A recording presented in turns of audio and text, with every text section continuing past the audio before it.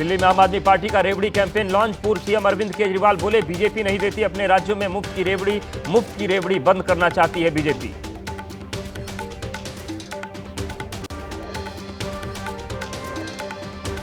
मुफ्त रेवड़ी कैंपेन में अरविंद केजरीवाल ने फिर किया मुफ्त बिजली, पानी और शिक्षा देने का वादा। अपनी सरकार की गिनाई उपलब्धियां, 10 दिसंबर तक चलेगा रेवड़ी कैंपेन। रेवड़ी अभियान पर दिल्ली सरकार के मंत्री इमरान हुसैन ने कहा, रेवड़ी को लेकर जनता के बीच जाएंगे। 25 नवंबर से 10 दिसंबर तक चलने वाले इस अभियान के तहत 60,000 बैठकें आयोजित होंगी। विधानसभा चुनाव के नतीजों से पहले महाराष्ट्र में सरगर्मी तेज। बारामती इलाके में लगाए गए अजीत पवार के भावी मुख्यमंत्री वाले पोस्टर। अजीत पवार के समर्थन में पुणे में भी लगे पोस्टर में अजीत को बताया गया भावी मुख्यमंत्री।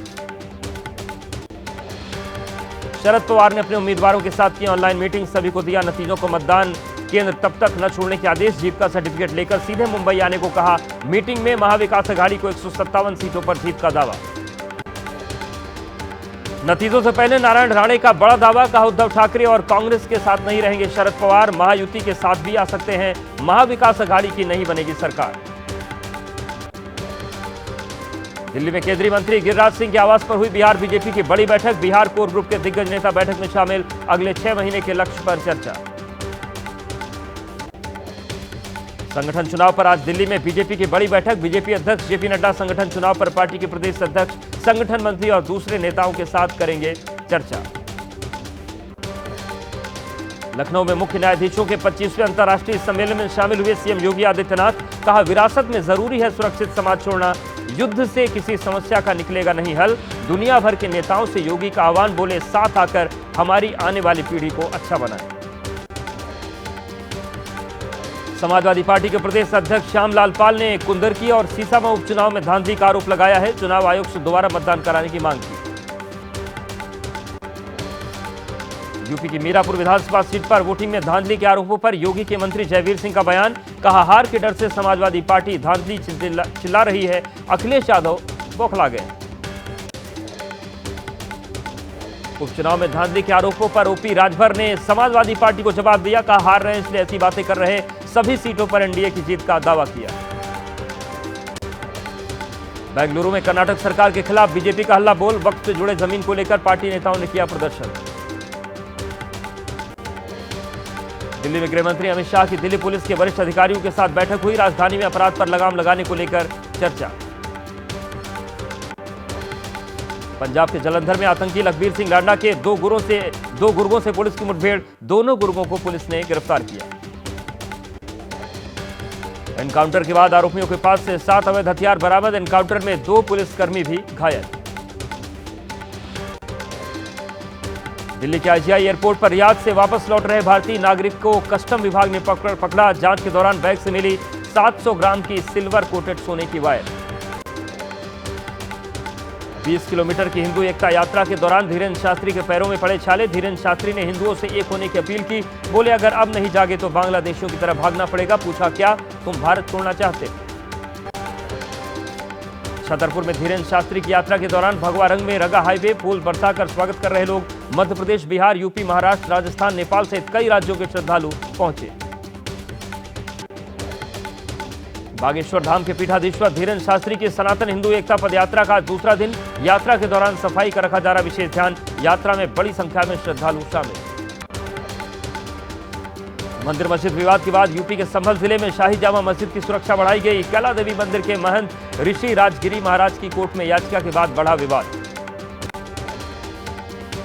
संभल में जुमे की नमाज को लेकर अलर्ट। पुलिस ने निकाला शहर में फ्लैग मार्च। लोगों से शांति बनाए रखने की अपील। शाही जामा मस्जिद पर बैरिकेडिंग कर सुरक्षा बढ़ाई गई।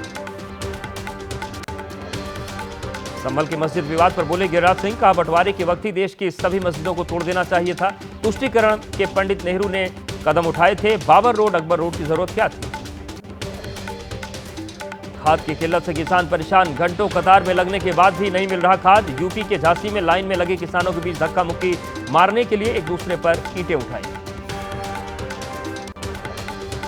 राजस्थान के 12 जिले में खाद की किल्लत। खाद के लिए पूरे दिन लाइन में लगे रहते हैं किसान। प्रशासन बांट रहा किसानों को खाद के लिए टोकन। किसानों का दावा, कालाबाजारी के चलते नहीं मिल रही है खाद। हमीरपुर में खाद की किल्लत से परेशान किसानों ने किया हंगामा, घंटों सड़क जाम किया, किसानों को शांत कराने में जुटा प्रशासन। प्रधानमंत्री नरेंद्र मोदी आईसीए वैश्विक सहकारी सम्मेलन में संयुक्त राष्ट्र अंतर्राष्ट्रीय सहकारिता वर्ष 2025 का करेंगे शुभारंभ। 25 से 30 नवंबर तक दिल्ली के भारत मंडपम में भव्य आयोजन। इस कार्यक्रम में भूटान के प्रधानमंत्री दाशो शेरिंग तोब्गे और फिजी के उप प्रधानमंत्री भी मौजूद रहेंगे। कर्फ्यू में मिली छूट के बाद इम्फाल के बाजारों में खरीदारी कराने पहुंचे लोग। बाजार में लोगों की दिखी भारी भीड़। हिंसा के बाद चप्पे चप्पे पर सुरक्षा बलों का पहरा। कटरा से वैष्णो देवी मंदिर परिसर तक रोपे लगाने के श्राइन बोर्ड के फैसले का दुकानदारों ने किया विरोध। अगले 72 घंटे तक बाजार बंद रखने का फैसला। यात्रा मार्ग पर बंद हुई दुकानें, बोले श्राइन बोर्ड ने हमसे नहीं की बात। महाराष्ट्र के सांगली में मामार केमिकल कंपनी में हुआ जहरीली गैस का रिसाव। हादसे में 3 लोगों की मौत, 6 लोगों का अस्पताल में इलाज जारी। आम आदमी पार्टी के राज्यसभा सांसद संजय सिंह बोले, अदानी की वजह से देश की जनता का 5.50 लाख करोड़ रुपए का डूब गए। पूरे देश में हाहाकार मचा है। अदानी को ठेका दिलाने के लिए प्रधानमंत्री कर रहे हैं विदेश यात्राएं। नेपाल भेजे गए महाकालेश्वर मंदिर में बने लड्डू। मुख्यमंत्री मोहन यादव ने वाहन को भगवा ध्वज दिखाकर रवाना किया। श्री राम जी की बारात के साथ लड्डुओं को नेपाल तक पहुंचाने की व्यवस्था। प्रयागराज महाकुंभ में आवंटित भूमि पर अखाड़ों ने शुरू किया भूमि पूजन का काम। उदासीन परंपरा के 2 अखाड़ों ने किया भूमि पूजन। साधु संत संगम तट पर पहुंचे और गंगा पूजन के साथ शुरुआत की। प्रयागराज में कुंभ के दौरान क्राउड मैनेजमेंट के लिए एआई का किया जाएगा इस्तेमाल। प्रशासन ने दी जानकारी। प्रयागराज में 13 जनवरी से शुरू होगा महाकुंभ का मेला। यूपी के बहराइच में वन विभाग के पिंजरे में कैद हुआ खूंखार तेंदुआ। कई दिनों से ग्रामीणों में थी तेंदुए की दहशत। 4 साल की मासूम पर तेंदुए ने किया था जानलेवा हमला। जोशीमठ में कनस्तर में फंसा भालू के बच्चे का मुंह जाल की मदद से वन विभाग ने रेस्क्यू टीम ने कड़ी मशक्कत के बाद भालू के बच्चे का सफल रेस्क्यू किया। निकलते ही तेजी से भागा भालू। अभी भी साफ नहीं है दिल्ली एनसीआर की हवा। आने वाले कुछ रोज तक एक्यूआई बहुत खराब से गंभीर श्रेणी में बना रहेगा। नोएडा में प्रदूषण विभाग का बड़ा एक्शन। सेक्टर 44 में ग्रुप हाउसिंग में चल रहे निर्माण कार्य पर लगाया 50 लाख का जुर्माना। ग्रेड 4 लागू होने के बाद भी चल रहा था निर्माण कार्य। दिल्ली बना देश का सबसे प्रदूषित शहर। सप्ताह दर सप्ताह प्रदूषण के स्तर में हो रही 20% बढ़ोतरी। एनसीआर में अभी भी छाई हुई है स्मॉग की चादर। राजस्थान के नीमराना की थर्माकोल फैक्ट्री में भीषण आग। फायर ब्रिगेड की टीम ने काफी जद्दोजहद के बाद आग पर काबू पाया।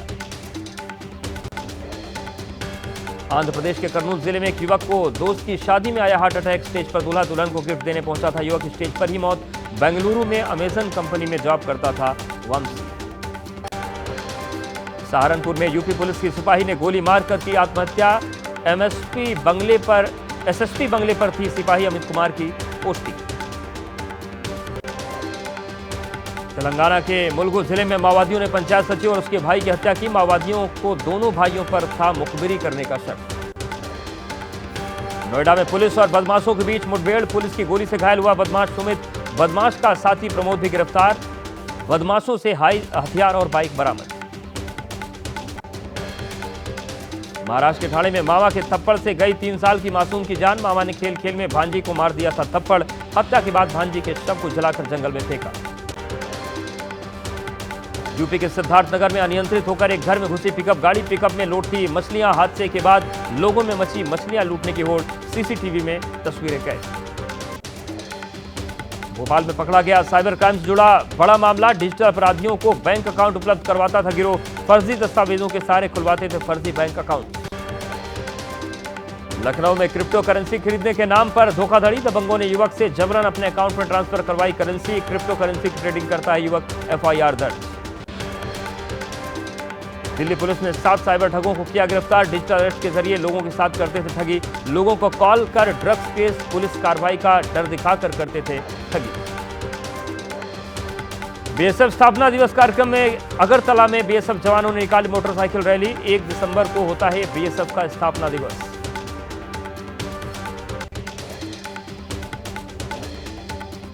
गुजरात के पोरबंदर में भारतीय नौसेना की सैन्य ड्रिल सी विजिल 24 के तहत नेवी की एक्सरसाइज। तटीय इलाकों में सुरक्षित करना युद्धाभ्यास का मुख्य मकसद।